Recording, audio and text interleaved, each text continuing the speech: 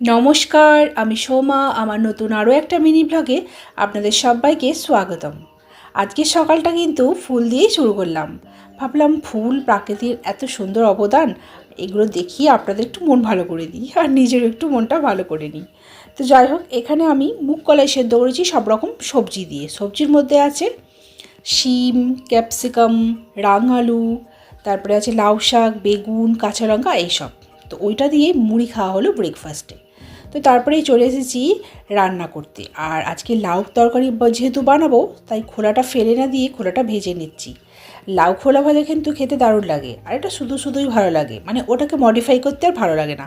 লাউয়ের সঙ্গে পেঁয়াজ এইসব কিচ্ছু ভালো লাগে না শুধু। তো যাই হোক, এখানে আমার ভাত হয়ে গেছে, মাছের কালিয়া হয়ে গেছে, আর হয়ে গেছে মুসুরির ডাল। এখানে হচ্ছে টমেটো দিয়ে কাঁচা লঙ্কা দিয়ে মুসুর ডাল করেছি, আর ওটা লাউ আলু সেদ্ধ।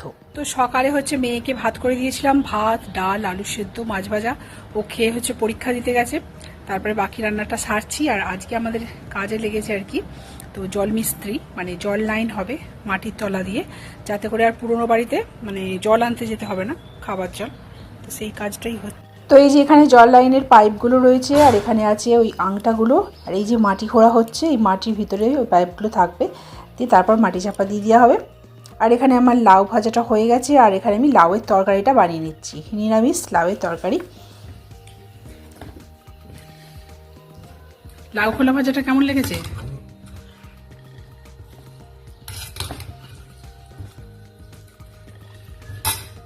অমরবাবু গেছে রোজকার মতো মেয়েকে আনতে, আর আমি চলে এসেছি ছাদে।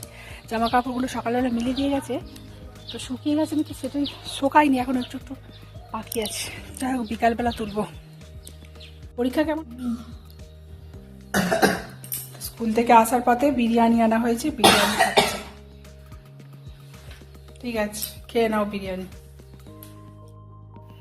আর এই যে এখানে একটা কল করা হলো, এই কল দিয়ে ডাইরেক্ট জলটা পড়বে, মানে মোটরের যে সাবমার্সিবল চালালে ডাইরেক্ট জলটা আসে, সেই ডাইরেক্ট জলটা এখানে আসবে। এখান থেকে আমি অনায়াসই খাবার জল ভরতে পারবো। আর এই যে সন্ধেবেলা মেয়ের টিফিন ভাজা ম্যাগি। তো চলুন, ভিডিওটা আজ তাহলে এইটুকুই।